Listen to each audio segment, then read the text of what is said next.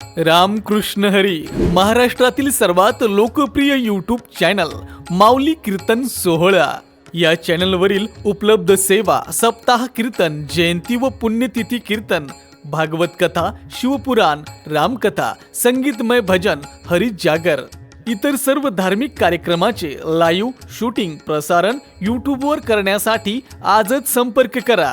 Channel प्रमुख श्री गणेश चोपडे पाटील आणि श्री कृष्णा चोपडे पाटील.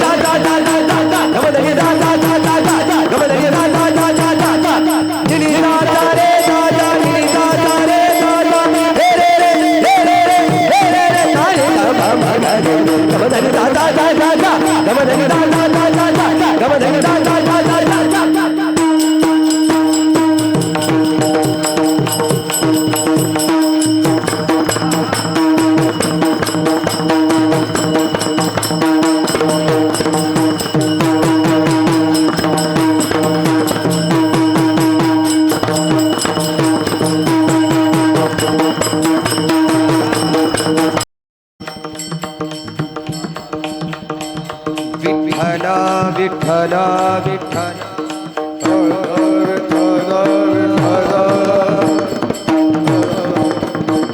विठ्ठल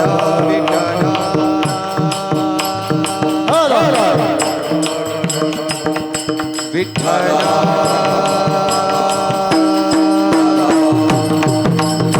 येत वाढवा येत विठ्ठल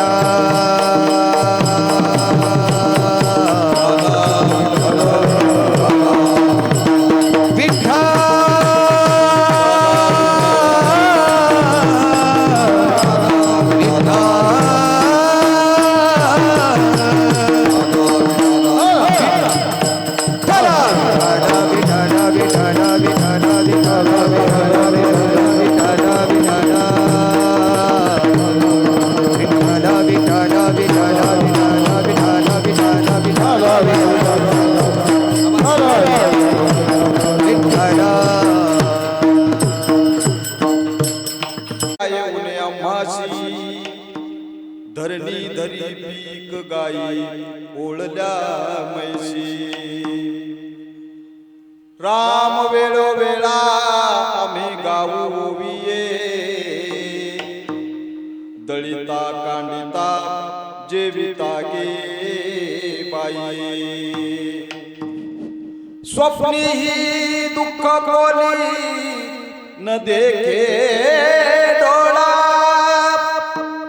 नामाच्या गजरे भय सुटले कळी काळा राम वेळोवेळा मी गाऊ ओविये दळिता कांडिता जेविता गे बाई तुका म्हणे रामे सुख दिले आपुले तया गर्भवासी येणे जाणे खुंटले राम वेळोवेळा मी गाऊ ओविये दळिता कांडिता जेविता गे बाई विठाला विठ्ठल विठ्ठल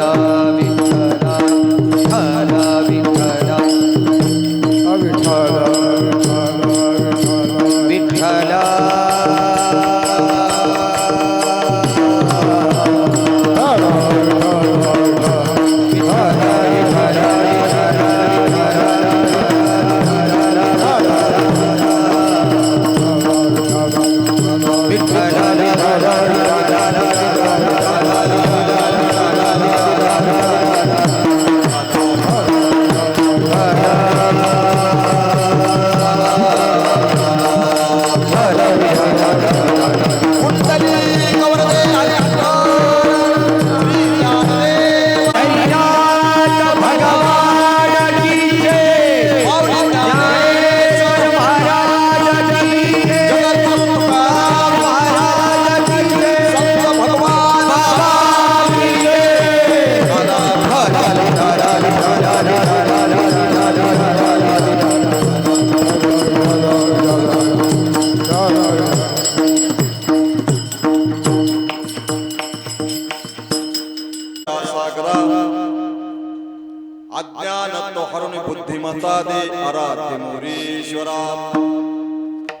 चिंता क्लेश दुःख दारिद्र्य देशांतरा पाठवी हे रंभा गजमुखा गजानना भक्ता बहुतोषवी समचरण सरोजम सांधनीलांबुदांबम जगरणीत पाणी मंडनम मंडनानाम तरुण तुलसी माला कंदरम कंदनेत्रम सदैवरपासं विठ्ठलं चिंतयामि पांडुरंगा करू नमो सद्गुरु तुका ज्ञानदीपा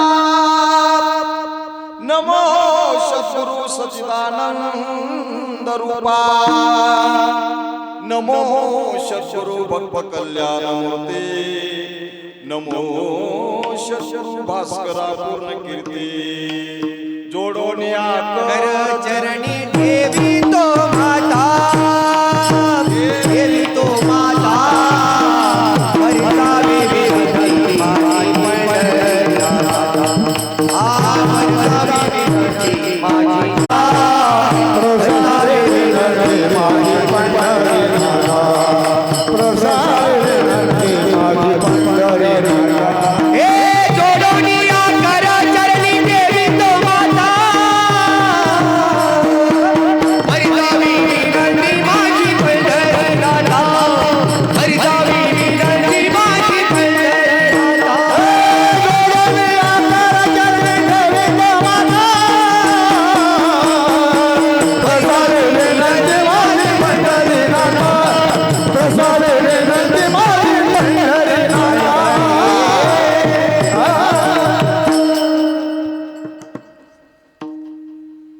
ज्ञान संजीव होते जिथे योग विते सामर्थ्य येते जिथे मानवाला मिळे मोक्ष गाथा तुझ्या पायरीशी सदा नम्र माथा नभे फूल आश्वस्त वृक्षास आले जिथे गीत ओवी सवे वेद झाले तुझ्या शब्द शब्दात सायोजनाथा तुझ्या पायरीशी सदा नम्र माथा तुझ्या मंदिरे आर्त जीवास तृप्ती तुझ्या दर्शने लोक स्वानंद घेते श्रुती धन्य झाल्या तुझे गीत गाता तुझ्या पायरीशी सदा नम्र माथा सामर्थ्याने गजाननाच्या सामर्थ्याने गजाननाच्या संकट जाई माघारा गण गण गणात बोले गण गण गणात बोले ओ गण गण गणात बोले गण गण गणात बोले हे गण गण गणात बोले गण गण गणात बोले गण गण गणात बोले गण गण गणात बोले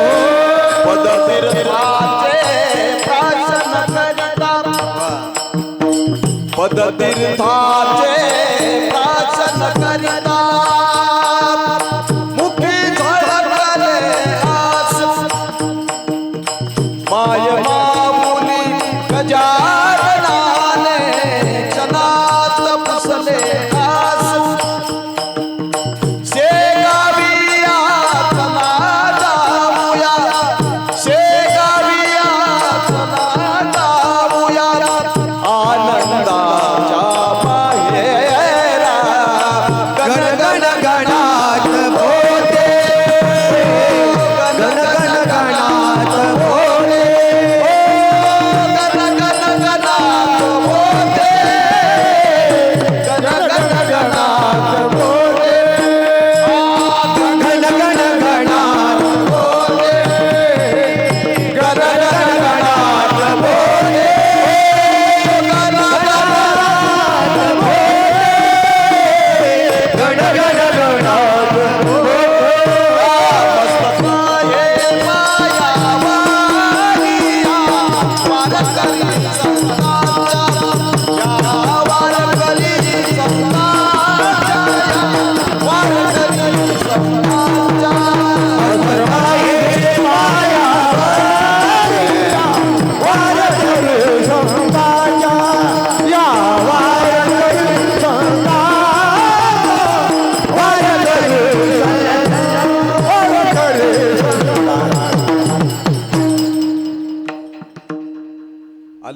पुरी रम्य सिंहासनस्थं पदाम्भोज तेजस्फुरते प्रदेशं विदेन्द्रादिदेवे सदा स्तूयमानं समाधिस्थमूर्ते भजे ज्ञानदेवं मनोजवं मार्गोल्लवेगं जितेन्द्रियं बुद्धिमतां वरिष्ठं वातात्मजं वानरायितमुख्यं श्रीरामदूतं शरणं प्रपद्ये मदहृदयी सद्गुरु जेने तारिलो हा संसार गुरु मनोनिविशेष अत्यादर परमार्थमध्ये ज्यांचं अत्युच्च स्थान, ज्यांच्या घरी मोडकी खाट फुटका माठ गळकतात परंतु सदैव वैकुंठाची ज्यांनी धरली वाट असा परमार्थामध्ये ज्यांचा थाट असे पंचम वेद निर्माते संत श्रेष्ठ श्री तुकाराम महाराज यांचा 4 चरणाचा उत्कृष्ट असा अभंग आजच्या शिवेसाठी निवडलेला आहे. विठाला विठाला विठ्ठला विठ्ठला विठ्ठला विठ्ठला झाले राम राज्य काय उने आभासी धरणी धरी पीक गाई ओळल्या मैशी राम वेळ वेळा आम्ही गावा होविये दळिता कांडिता. अगोदर आपण या ठिकाणी सेवा थांबवणार आहोत. वास्तविक पाहता नैसर्गिक अडचणीमुळे कीर्तनाला थोडा उशीर झाला परंतु काही हरकत नाही. सर्व उत्साही त्या ठिकाणी आहेत आणि आजचा दिवस फार सुंदर आहे. श्री हनुमंतांच्या जयंतीच्या पूर्वसंध्येला या कार्यक्रमाचं आयोजन झालेलं आहे म्हणून वेळ सुंदर आहे आणि या अभंगाचा विषय सुद्धा सुंदर आहे. महाराज म्हणतात आमच्या जीवनामध्ये रामराज्य निर्माण झालेलं आहे. झाले राम राज्य काय उन्या मासे. राम राज्य निर्माण झालेलं आहे आमच्या जीवनामध्ये. आता आम्हाला कशाची कमतरता नाही, आम्हाला काही कमी नाही, सर्व संपन्न आम्ही झालेलो आहोत. आम्ही संपन्न आहोत याच्यामध्ये काही नवं नाही, आम्हाला काही कमतरता नाही. असा एवढंच नाही तर पशु पक्ष्यांना देखील त्या ठिकाणी आनंद झालेला आहे. एक नाही झाले राम राजे काय उन्या मासी धरणी धरी पीक. आमचे शेत सुद्धा चांगलं उत्पन्न देऊ लागलेलं आहे आणि गाई म्हशी सुद्धा खूप आनंदामध्ये आहेत. आणि त्याचं कारण काय आहे, रामराज्य येण्याचं कारण काय. महाराज म्हणतात राम वेळो वेळा आम्ही गावू ओविये, आम्ही गावू ओविये. आमच्या मुखाला सतत रामनाम आहे. कधी दळिता कांडिता जेविता गे बाई. सतत घरगुती काम करत असताना आमच्या मुखामध्ये सतत रामनाम आहे. म्हणून आम्हाला जागृत अवस्थेत तर काय परंतु स्वप्नामध्ये सुद्धा दुःखाचा ससेमेर आमच्या पाठीमागे लागत नाही. स्वप्नी दुःख कोणी न देखे कानी नामाच्या गजरे भय सुटले कळी काळा. मला महाराज म्हणतात आम्हाला स्वप्नात सुद्धा आणि दुःख होत नाही कारण आमच्या मुखामध्ये सतत रामनाम आहे. आणि शेवटच्या चरणामध्ये महाराज म्हणतात तुका म्हणे रामे सुख दिले आपुले तया गर्भवासी येणे जाणे कुंटले. महाराज म्हणतात या जीवनामध्ये सर्वात मोठं जर दुःख कोणतं असेल तर ते म्हणजे जन्म मरणाचं दुःख. या दुःखाचा ससेमेरा प्रत्येकाच्या पाठीमागे आहे, कोणीच यापासून सुटले नाही. परंतु महाराज म्हणतात आम्हाला या दुःखापासून सुद्धा मुक्ती भेटलेली आहे. आम्हाला प्रभू रामचंद्राने पदरात घेतलेला आहे. आमच्या मुखामध्ये नाम असल्यामुळं आम्हाला त्यांनी पदरात घेतलं आणि आमची जन्म मरणाच्या बंधनातून त्यांनी सुटका केलेली आहे. आणि त्याचं कारण सांगत असताना महाराज म्हणतात की त्याचं कारण एकच आहे आणि ते म्हणजे राम वेळो वेळा मी गावू ओविये दळिता कांडिता जेविता गी बाई. आमच्या मुखाला सतत रामनाम आहे आणि सर्व आमच्या जीवनामध्ये रामराज्य येण्याचं हेच कारण आहे. विठाला विठाला विठ्ठला विठ्ठला विठ्ठला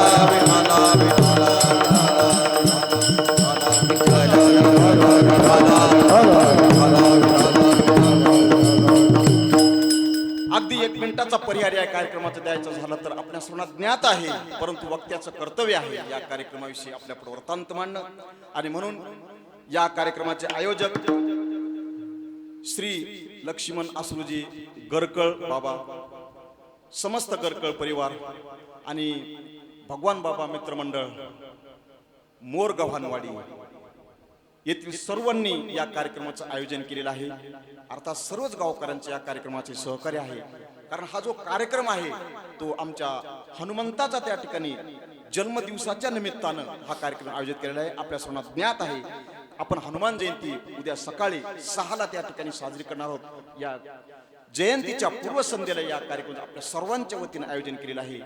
आणि माझं येण्याचं प्रयोजन या ठिकाणी आपल्या सर्वांच्या वतीनं आणि आमच्या हरिभक्त परायण आकाशजी महाराज डोंबे यांच्या माध्यमातून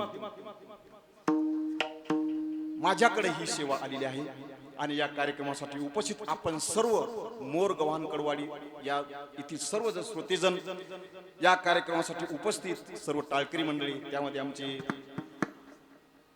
हरिभक्तीपरायण आकाश महाराजांचे वडील त्या ठिकाणी डोंबे बाबा उपस्थित आहेत. मानमोडीहून खास या ठिकाणी आमचे एकनाथ महाराज ज्यांनी सुंदर चाल म्हटलेली हे उपस्थित आहेत. आणि गावातील सर्व त्या ठिकाणी आदरणीय भजनी मंडळी, विनयकरी बाबा, आमचे दोघही चोपदार बाबा, या सर्वांच्या चरणी साष्टांग प्रणिपात करून आणि आपण श्रोते मायबाप, प्रभू तुम्ही महेशाच्या मूर्ती एक नाही मी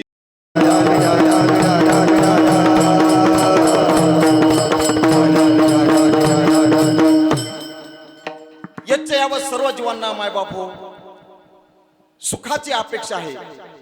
सर्वांना सुखाची अपेक्षा आहे. महाराज म्हणतात मुंगीपासून ब्रह्मदेवापर्यंत सर्वांना सुखाची अपेक्षा आहे. आणि यासाठी सर्वांचा रात्रंदिवस प्रयत्न सुरू आहे. परंतु आतापर्यंत कोणाच्याही हाती हे सर्व सुख लागलेले नाही. महाराज म्हणतात प्रयत्न करीत नाहीत का? प्रयत्न सर्वजण करतात.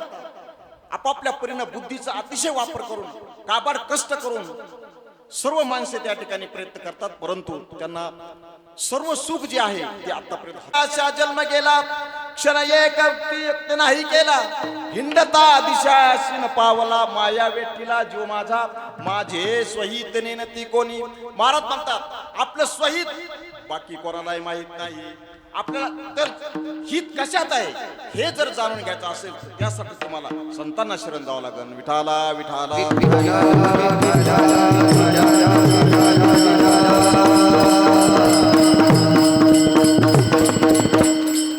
आणि मग सुख कुठं आहे? महाराज म्हणतात सुख रूप ऐसा तुझा कोणी सांगा, माझ्या पांडुरंगा सारी खातो. सुख रूप ऐसा तुझा कोणी सांगा. महाराज म्हणतात सुख झालं त्याच्या पाठीमागचं कारण काय?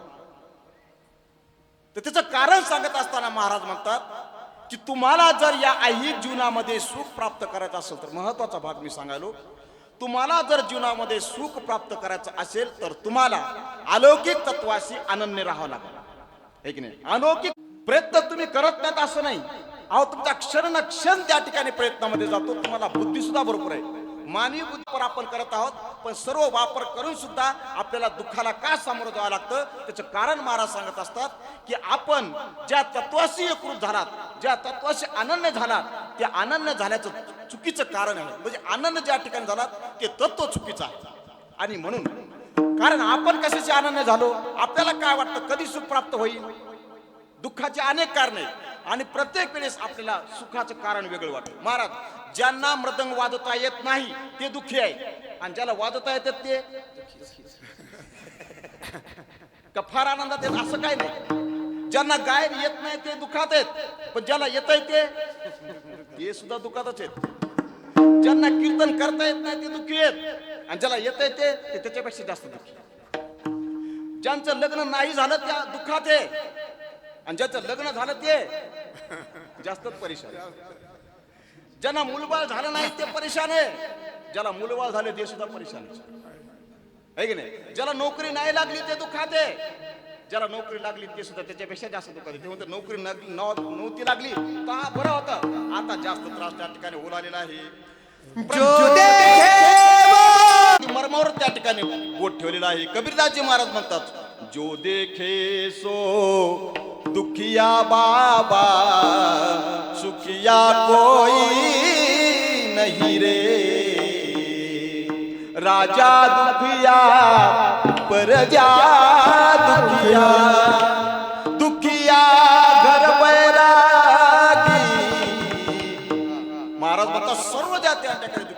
गरिबापासून श्रीमंतापर्यंत, लहानापासून मोठ्यापर्यंत सर्वजण त्या ठिकाणी दुःखात आहेत. कशामुळे दुःखात आहेत? कारण तुम्ही जे सुखाचं कारण, जे तत्व त्या गृहीत धरलं ते चुकीचं आहे. आपण काय वाटतं आपल्याला प्रत्येक वेळेस, प्रत्येक माणसाला सध्याच्या काळामध्ये फक्त असं वाटतं की माझ्याकडे जर संपत्ती असेल, माझ्याकडे पैसा असेल तर मला सुख होईल, मला मुलगा झाला तर मी आनंदी होईल, मला नोकरी लागली तर आनंद होईल. परंतु ज्या वेळेस ही गोष्ट प्राप्त होते तिथं गेल्यानंतर कळतं की इथं सुद्धा मी दुःखीच आहे. ज्याला घर नाही त्याला असं वाटतं मला जर घर भेटलं, 1000 स्क्वेअर फुटाचं घर भेटलं तर मला खूप आनंद होईल. परंतु त्याला घर भेटल्यानंतर त्याचं लक्ष शेजारच्या घराकडे जातं. ते म्हणते अहो माझं घर झालं, तुम्ही आनंदात येत का? म्हणले नाही. अहो दुसऱ्या शेजारीने म्हणले रिसोर्टला खूप मोठा प्लॉट घेतला. हा, मला एवढंच घर आहे, परंतु एवढं घर असून त्याने रिसोर्टला प्लॉट घेतला. बरं गेला योगा वगैरे रिसोर्टला सुद्धा एक प्लॉट भेटला पाहुण्याच्या मदतीनं. महाराज तुम्ही आता आनंद येत का? म्हणजे नाही हो. म्हणजे कशामुळं?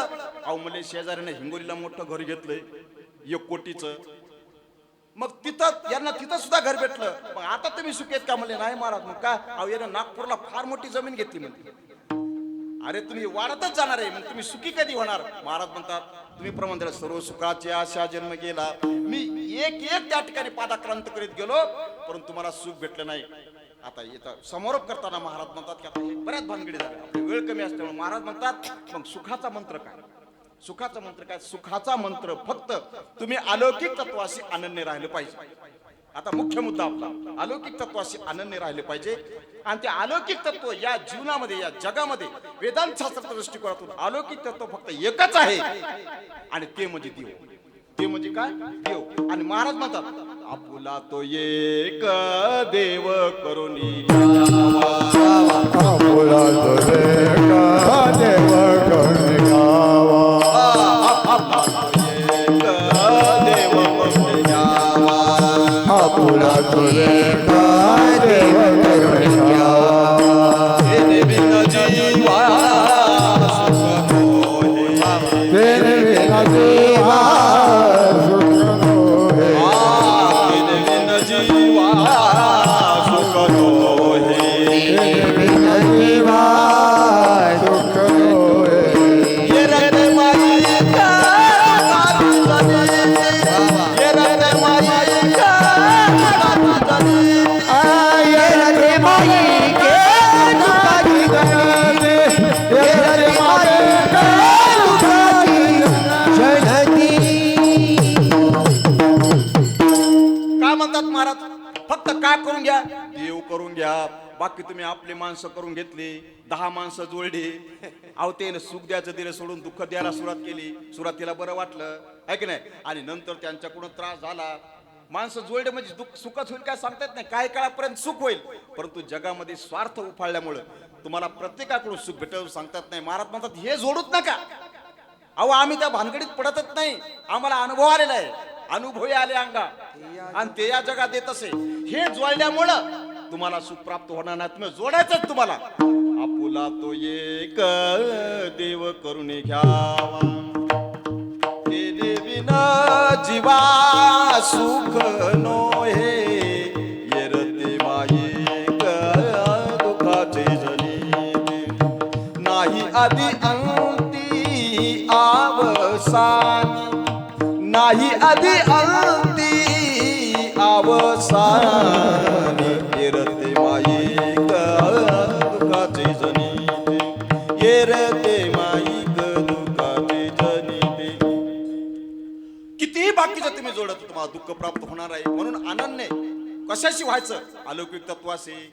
आता महाराज म्हणतात अलौकिक तत्व कशाला म्हणतात? अलौकिक तत्व कशाला म्हणतात हाही प्रश्न महत्वाचा की आम्हाला अलौकिक तत्वाशी आता अनन्य व्हायचं. अलौकिक तत्व कोणतं आहे? महाराज मी शिक्षक असल्यामुळे मला मध्ये मध्ये प्रश्न विचारण्याची सवय, ते आपोआपच ते होत आहे की नाही.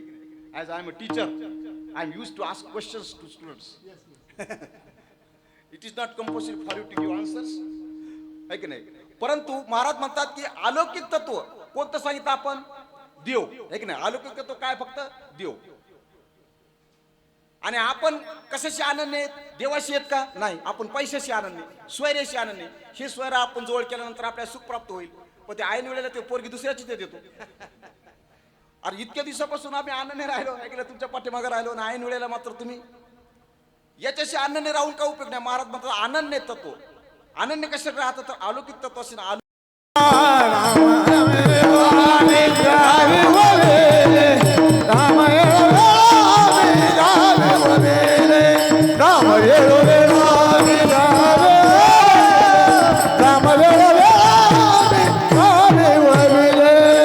आणि म्हणून महाराज म्हणतात मी या देव या तत्वाशी, नाम या तत्वाशी आणि संत या तत्वाशी मी अनन्य आहे.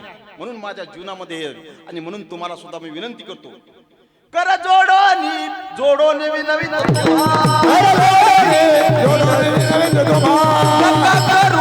करू संसार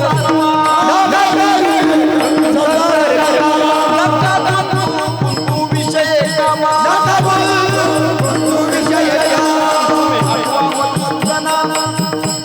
तुम्ही आठवा मधुसूदना तुम्ही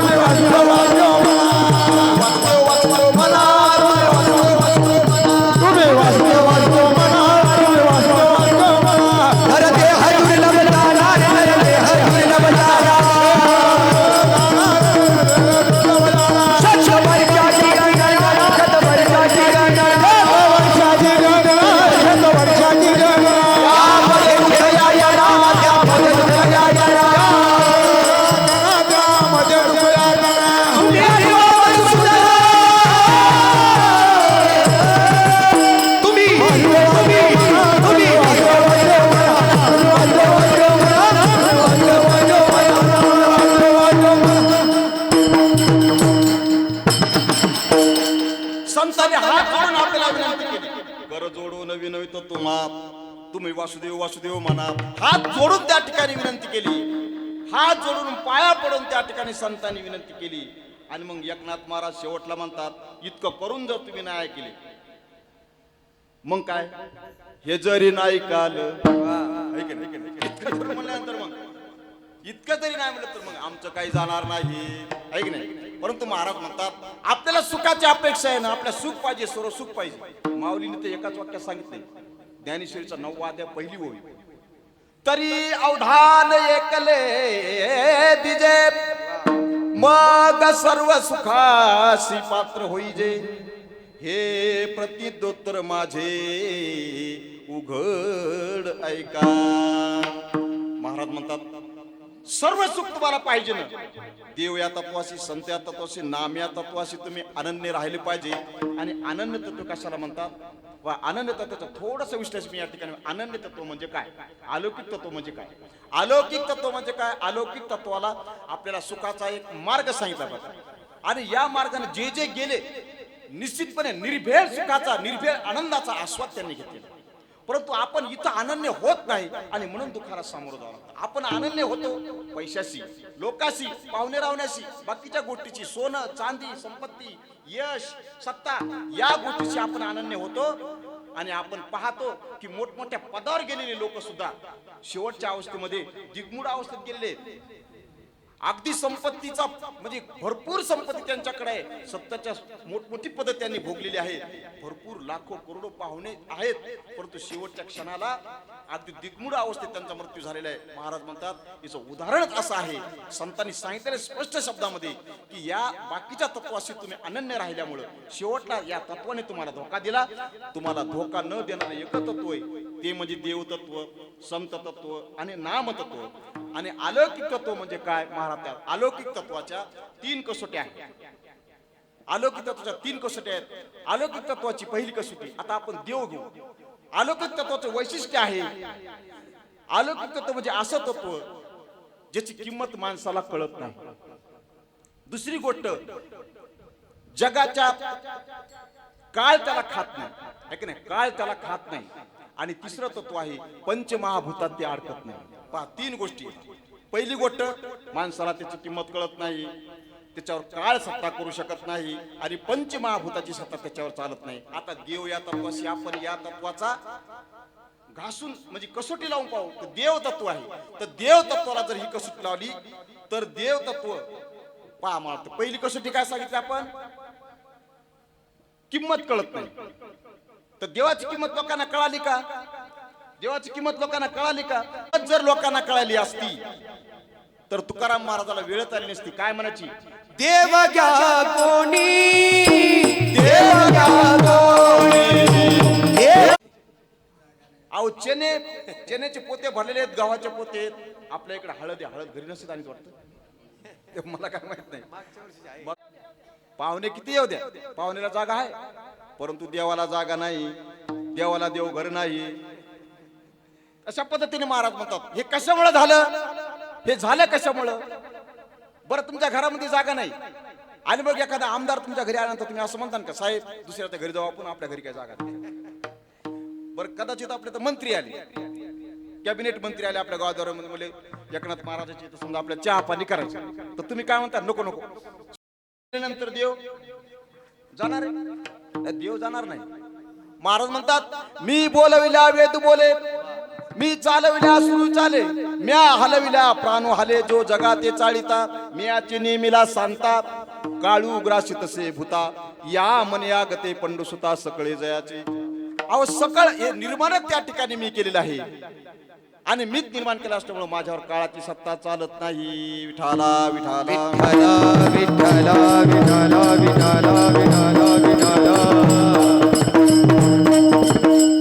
आणि महाराज म्हणतात, पंचमहाभूताची सत्ता सुद्धा या देवावर चालत नाही. पंचमहाभूत कोणते? पंचमहाभूत पृथ्वी, आप, तेज, वायू आणि आकाश, या पंचतत्वाची ताकद देवावर चालत नाही. कारण काय? महाराज म्हणतात, एकलेन कंठीची म्हणून या येणे, केली निर्माण हो 14 भुवने, गगन चंद्र गगन मेघ चंद्र गगन सूर्य चंद्र तारांगणे, 5ही भौतिके भिन्न भिन्न हो, आई सहा लागव्या माळा सूत्रधारी, एकला एकटाची झाला नानाकारी. महाराज म्हणतात, हे पंचमहाभूत निर्माण करणारा ह्योच बाबा आहे आणि पंचमहाभूत याला काही करू शकत नाहीत. याचा अर्थ असा, तिन्ही तत्वामध्ये देव आपला पास झालेला आहे. काळाची सत्ता चालत नाही, पंचमहाभूत चालत नाहीत, आहे की नाही? आणि त्याची किंमतही लोकांना कळत नाही. म्हणून हे देव हे तत्व अलौकिक आहे. प्रभू रामचंद्र हे तत्व कसं आहे? अलौकिक आहे. हनुमान हे तत्व अलौकिक आहे. कोणत्याही देवाचं नाम हे अलौकिकत्व आहे. या देवाशी आपण जर अनन्य राहिलं, तुमच्या जीवनामध्ये दुःख आणण्याची कोणाचीच ताकद नाही. विठाला विठाला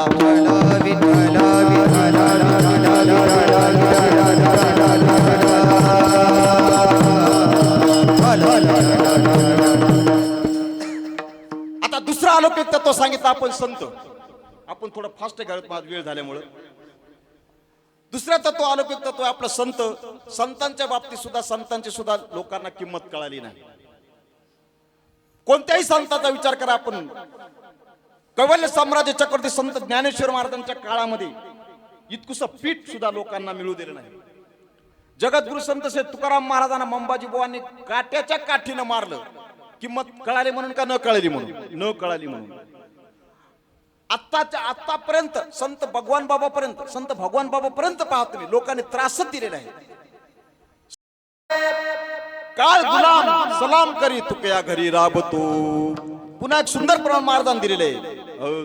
तुका मने येणे जाणे नाही आता, तुका मने येणे जाणे नाही आता, तुका म्हणे येणे जाणे नाही आता, तुका म्हणे येणे जाणे नाही आता, तुका मने येणे जाणे नाही आता, आता तुका मने येणे जाणे नाही आता, तुका म्हणे येणे जाणे नाही आता, तुका म्हणे येणे जाणे नाही आता. राहिलो अनंताची पायी, राहिलो अनंताची पायी, क्षणभर्या मी सोशिले वाई, क्षणभर्या मी सोशिले वाई, राहिलो अनंताची पायी, राहिलो अनंताची पायी, क्षणभर्या मी सोशिले वाई, क्षणभरी आम्ही यावे मरावी लागत नाही, माझ्यावे मरावी लागत नाही, यावे मरावे लागत नाही,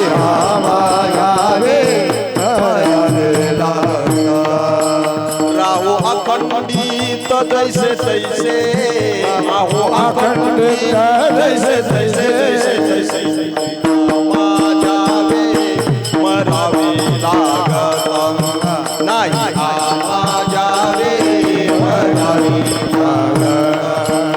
आहो अखंडित जैसे तैसे राहो अखंडित जैसे तैसे जैसे तैसे राहो मायावे आवे लागत राहो मायावे दान ज्ञानदेव घेतले दान ज्ञानदेव घेतले दान ज्ञानदेव घेतले ज्ञान हृदयी करून आदान हृदयी करून आज्ञान हृदयी करून आज्ञान समाधी पैसा निर्वाण समाधी पैसा निर्वाण समाधी पैसा निर्वाण समाधी पैसा निर्वाण कथा कीर्तन करीतो कथा कीर्तन करीतो कथा कीर्तन करीतो कथा कीर्तन करीतो बाबा बाळ चलो बाबा बाळ चलो बाबा बाळ चलो बाबा बाळ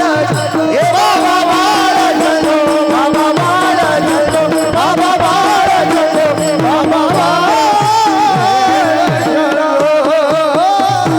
माऊलीने संजीवन समाधी सोहळा आपण साजरा करतो है की नाही. संजीवन समाधी सोहळा साजरा करतो. माऊलीने आपला देह जमिनीत त्या ठिकाणी समाविष्ट केलेला आहे, समाधी घेतलेली आहे आणि आणखी त्या ठिकाणी बसून ते भजन करीत आहेत. पृथ्वीमध्ये महाराजांनी आपला देह समर्पित केला. पृथ्वी आता राहिलं आप, आप म्हणजे पाणी. पाण्यामध्ये शांतीप्रमाणे एकनाथ महाराज यांनी आपला देह गोदावरीच्या पात्रामध्ये, गोदावरीच्या पाण्यामध्ये महाराजांनी प्रवेश केला आणि आपला देह समर्पित केला. पृथ्वी झालं, आप झालं, तेज, तेजामध्ये विजेमध्ये लुप्त झाल्या आमच्या ब्रह्मचित्तकला मुक्ताबाई. वायूमध्ये संत जनार्दन महाराज यांनी वायू तत्वामध्ये आपला देह समर्पित केला आणि आकाश तत्वामध्ये महाराज म्हणतात तुका केवढा केवढा तुका आकाशा एवढा. संतावर पंचमहाभूताची सत्ता चालत नाही. पृथ्वी, आप, तेज, वायू, आकाश आणि म्हणून संत हे तत्व कसं आहे, अलौकिक तत्व आहे. विठाला विठाला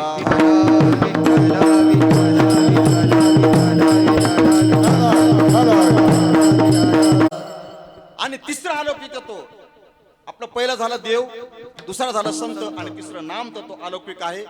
हे नाम तत्व सुद्धा या 3 कसोटीमध्ये आपण उतरून पाहू. पहिली कसोटी आपली नामाची किंमत कोणाला कळत नाही. नामाची किंमत कोणाला कळत नाही, है की नाही. महाराज म्हणतात आणि नामाची किंमत जर कळाली असती तर नाम घ्या अशी मनाची वेळ आली नसती. सारासार विचार करा उठा उठी नाम धरा कंठे विठोपाची, है की नाही. अनेक ठिकाणी आपल्याला नाम घ्या म्हणून बोलायची वेळ येते. महाराज म्हणतात नामाची किंमत न कळाल्यामुळं नाम घ्यावा म्हणून लागते. आणि दुसरी गोष्ट, नाम काळाची सत्ता नामावर चालत नाही, काळाची सत्ता नामावर चालत नाही. महाराज म्हणतात काय, अवघाची आकार ग्रासियेला काळे, अवघाची आकार ग्रासियेला काळे, अवघाची आकार ग्रासियेला काळे.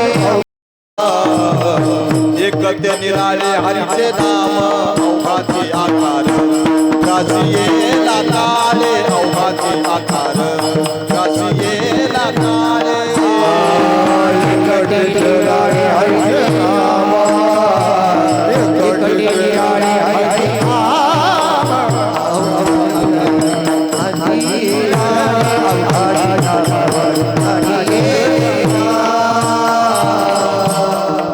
सगळ्या जगाला त्या ठिकाणी काळाला खाल्लं पण नाम त्याच्यापासून अलिप्त आहे. अवघाची आकार ग्रासियेला काळे, एकटे निराळे हरीचे नाम.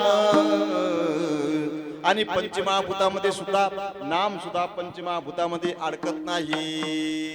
आणि म्हणून महाराज म्हणतात हे 3 तत्व अलौकिक आहेत, संत, देव आणि नाम.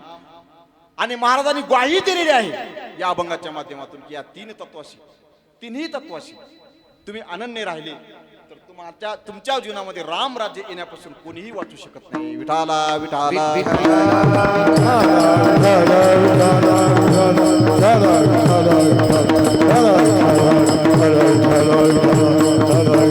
आणि त्याच्यामुळे महाराज म्हणतात आम्हाला या नामाचं महत्व कळालेलं आहे. आमच्या जीवनामध्ये राम राज्य निर्माण झाले ते आणि त्याच्यामुळे आम्ही काय करतो, सतत काय करतो, हे अनन्य तत्व जे नाम आहे त्याचा सतत उच्चार करतो. अभंगाचं दुसरं चरण. राम वेळोवेळा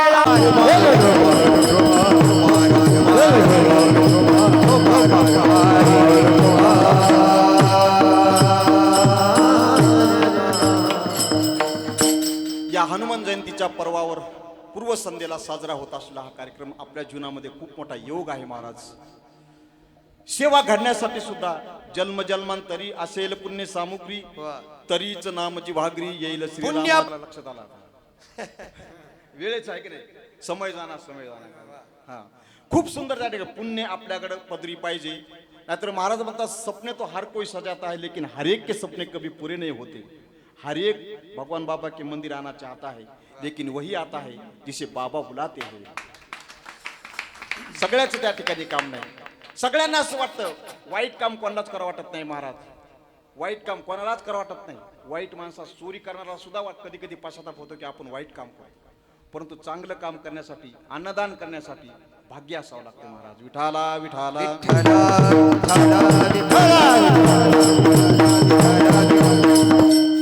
आणि आपण संतांची देवाची आपण जयंती साजरी करतो, संतांची पुण्यतिथी साजरी करतो.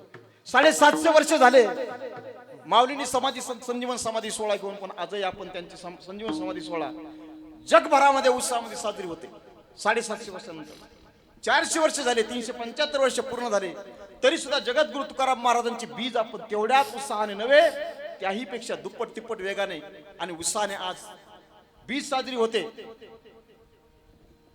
शांतीपरमा एकनाथ महाराजांचा जलसमाधी सोहळा आपण आजही तितक्याच उत्साहाने साजरा करतो.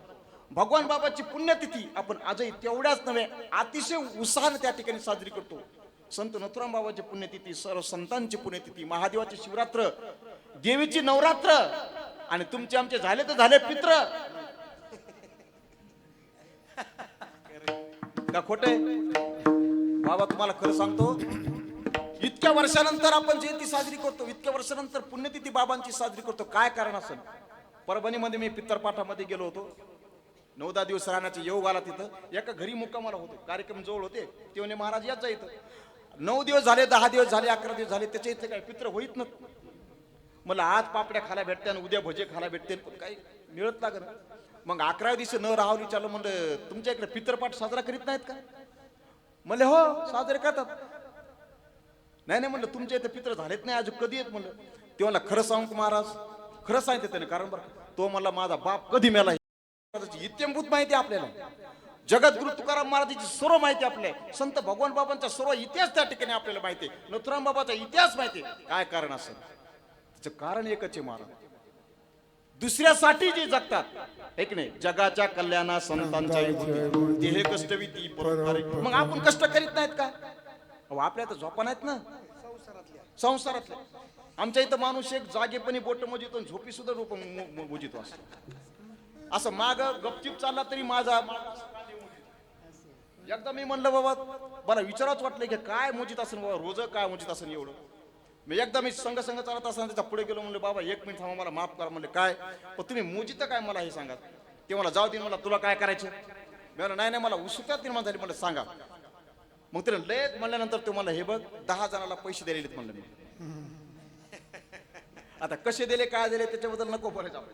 10 जणांना दिले, त्याचे व्याज किती झालं, आता किती तारखेला कोणतं घ्यायचं याचा विचार मला सतत करीत असतो मी.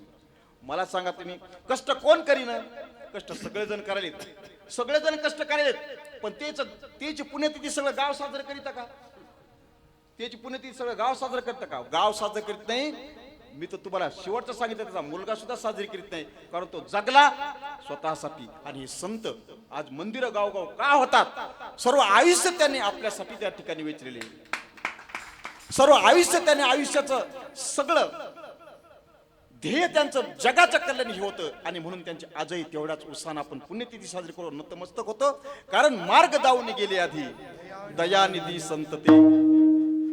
पण पुढचं वाक्य फार महत्वाचे. महाराज म्हणतात तिन्हीची पंथे चालू जाता न पडे गुंता कोठे काही. कारण मोडून या नानामते देते सिद्धांत सौरसु निळा म्हणे ऐसे संत कृपावंत सुख सिंधू कृपावंत आहेत आणि सुखसिंधू आहेत. त्यांच्या चरणाशी आपण जर लीन झालो, तुमच्या जीवनामध्ये सुख असं पायाशी लोटांगण घाली. विठाला विठाला विठ्ठला विठ्ठला विठ्ठला विठ्ठला विठ्ठला. आणि सेवा न करण्याचं महाराज काय. आपला खरंच आपल्या श्री क्षेत्र मोरगव्हाणवाडीमध्ये खूप इतिहास त्या ठिकाणी मी जर पाहिला तर अध्यात्मामध्ये रुजलेलं गाव आहे. खूप छान त्या ठिकाणी वातावरण आहे. बाबांचे संस्कार त्या ठिकाणी आहेत आणि हे संस्कार आपल्या गावाला पुढे घेऊन जाणार आहेत.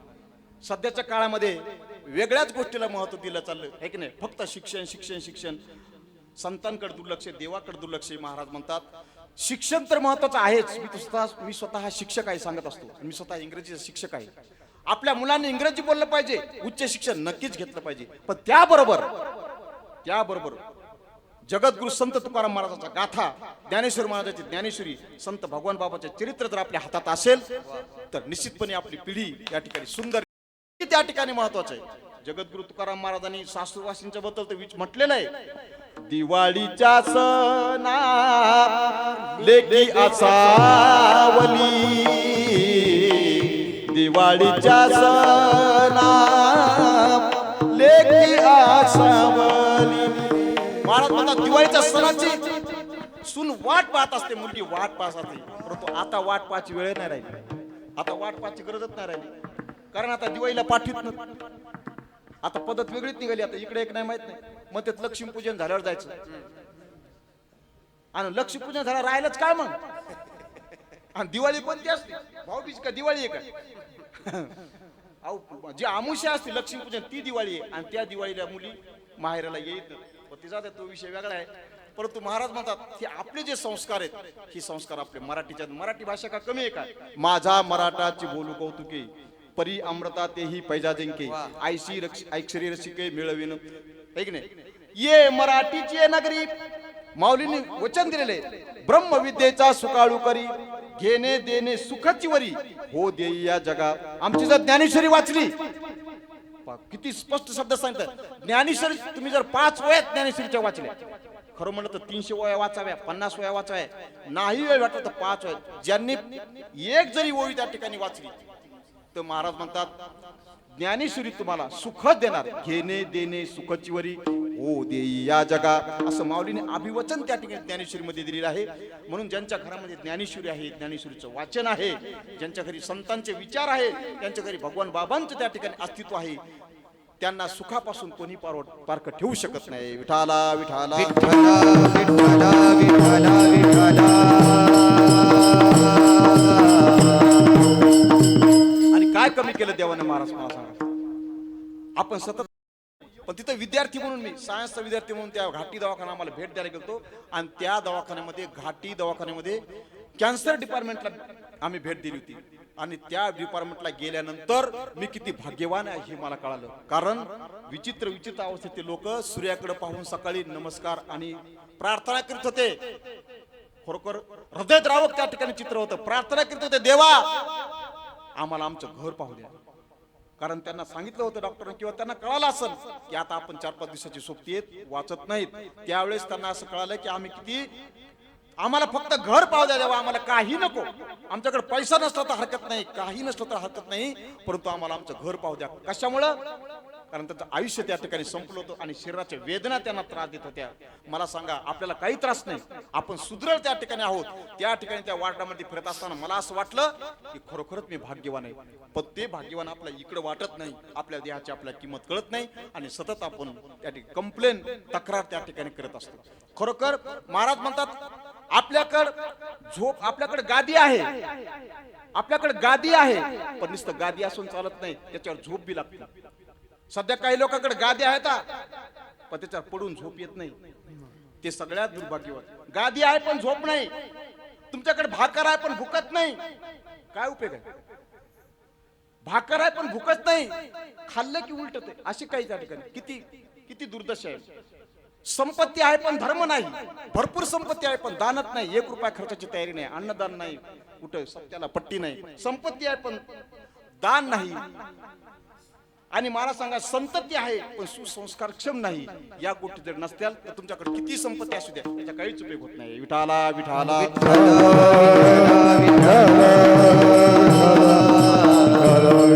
आणि या तुलनेत आता आपला विचार करा, या तुलनेत आता आपण भाग्यवान आहोत. कशामुळं? आपल्याकडं गादी आहे, आपल्याकडं घर आहे आणि आपल्या झोप सुद्धा त्या घरामध्ये छान लागते. आपल्याकडे संपत्ती आहे आणि या आपण अन्नदान सुद्धा करतो भगवान बाबासाठी. या अन्नदानासाठी नामस्मरणासाठी आपण खर्च करू शकतो. ही दान त्या देवाने त्या ठिकाणी आपल्याला दिलेले. आपल्याला लेकरं आहेत आणि ती सुद्धा संस्कारक्षम आहेत. आपल्याकडे संपत्ती आहे आणि धर्म करण्याची बुद्धी आहे. या सर्व गोष्टी आपल्याकडे आहेत आणि म्हणून आपण त्या ठिकाणी भाग्यवान आहोत. आणि भाग्यवान असल्यामुळं या बाबांची सेवा करण्याचा योग आपल्याकडे आलेला आहे. विठाला विठाला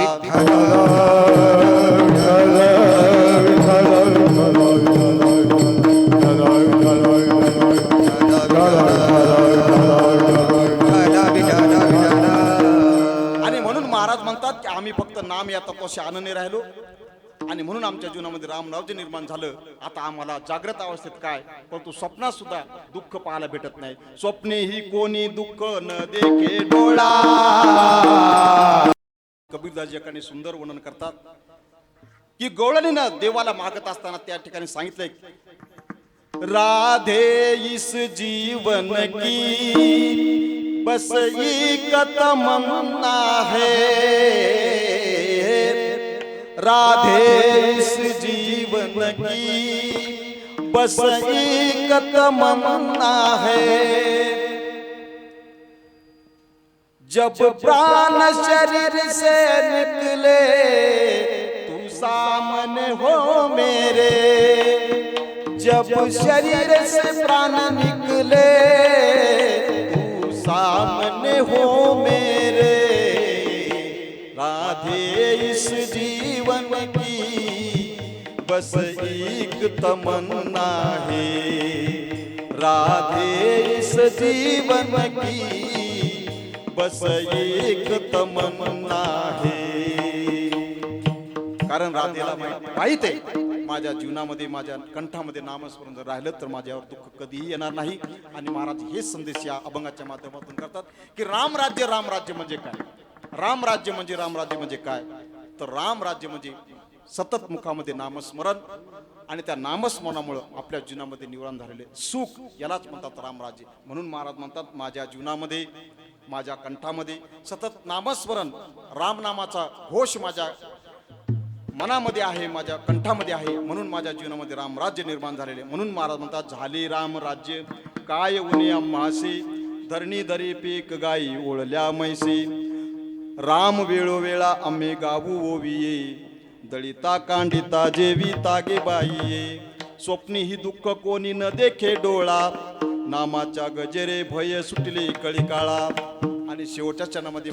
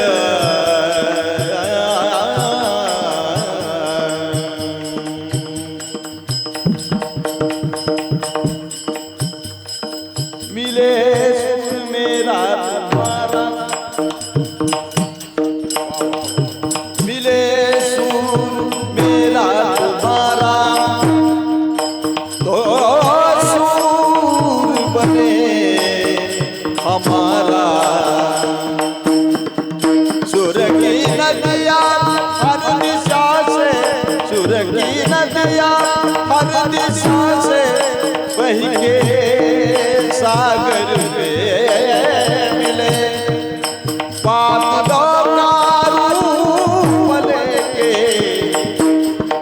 बरसे हल्के हल्के मिले सुर मेरा तुम्हारा सुर मेरा तुम्हारा जड़िता कांडी लागे जड़िता के बाई जड़िता कांडी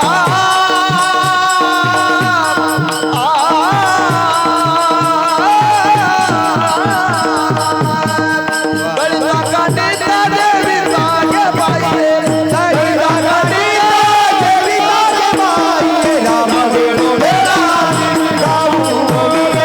राम वेणु वेला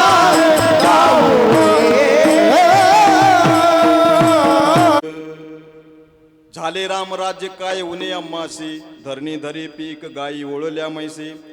या हनुमान जयंतीच्या पूर्वसंध्येला लक्ष्मणराव सुरुजी गरकळ बाबा यांच्या माध्यमातून सर्व गरकळ परिवार आणि सर्व मोरगाववाडीकर सर्वांच्या वतीनं प्रेमाचं आलेलं आमंत्रण. आमच्या हरिभक्तपरायण परमार्थातली स्नेही ज्यांच्या माध्यमातून माझी सेवा आली असे आकाशजी महाराज डोंबे या सर्वांच्या माध्यमातून माझ्याकडे आलेली सेवा आहे. आणि वास्तविक पाहता आपला वेळ झाला तरी पण आपण सर्व मायबाप उपस्थित राहिलात. खूप आनंदाचा त्या ठिकाणी कार्यक्रम आहे. परंतु वेळेचं भान ठेवून अगदी 1 तासामध्ये मी सेवा आटोपलेली आहे. या कार्यक्रमाला अधिक सुंदर करण्यासाठी मृदंगवादन टाळकरी मंडळींनी सुंदर गायन केलेलं आहे. आणि ही कीर्तन सेवा अख्ख्या जगामध्ये नेण्यासाठी माऊली यूट्यूब या ठिकाणी उपस्थित आहेत. आमचे कृष्ण महाराज या ठिकाणी अतिशय बारीक लक्ष देऊन त्यांनी फायटिंग फॉर एव्हरीथिंग आहे की नाही. आपण इथून काही आणलं नाही आहे की नाही, आपल्याला काही न्यायचं नाही, परंतु सतत आपण त्यासाठी भांडणं करीत असतो. आपल्या या ठिकाणी जायचं आहे, परंतु हे जे कीर्तन आहे तुमचं आमचं हे झालं कीर्तन देवाचं नाम हे सतत राहणार आहे. म्हणून कृष्ण महाराजाला सुद्धा खूप धन्यवाद आहेत. आणि झालेली सेवा आपल्या सर्व संत मायबाप चरणांच्या चरणी समर्पित, संत भगवान बाबाच्या चरणी समर्पित, सर्व श्रोते मायबाप चरणी समर्पित करून सेवेला या ठिकाणी पुनरावृत्त जातो. ज्ञानेश्वर माऊली